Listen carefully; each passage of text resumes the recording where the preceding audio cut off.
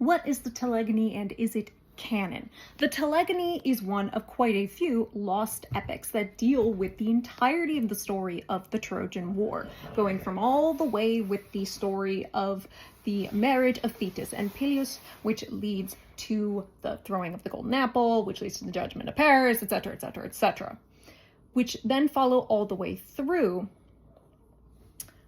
to what is known as the Telegony, which is the only one that takes place after the Odyssey. Essentially, the Telegony is dealing with the character of Telegonus or Telegonus, who is said to be the son of Circe and Odysseus. Now, it's not that unusual to think that Circe and Odysseus had children. In fact, Hesiod, I believe in his Theogony, says that apparently Circe and Odysseus had 3 children, and they weren't triplets, and he was only there a year. So, Hesiod, I'm gonna side-eye you a little, because how? How does biology work? Don't get too much in the weeds. It's all very weird. In the story of the Telegony, we do know that Telegonus shows up on Ithaca, ends up killing Odysseus. Now, it also ends with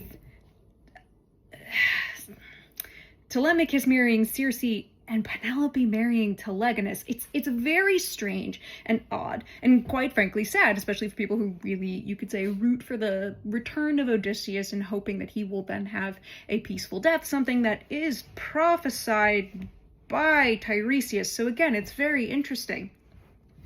So the next question for a lot of people is it canon? Yes, it is.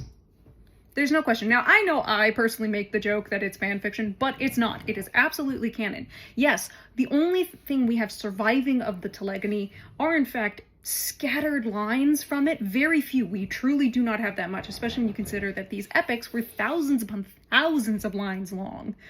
We only have a handful of scattered lines, and we also have summaries, ancient summaries, in fact, from other writers who had read the Telegony and therefore kind of say, here's what happened.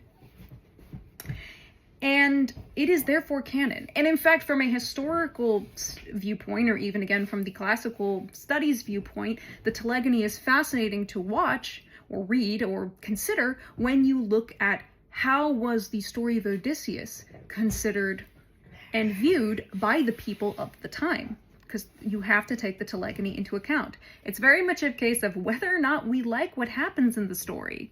You can't deny its existence, and you can't deny that it was considered part of this religion. Again, these texts were essentially considered sacred texts. They were part of an actively practiced religion. But I do get asked a lot about the Telegony, and I personally side-eye it because I would want the whole text, but I will never say that it's not canon. At least not in all seriousness.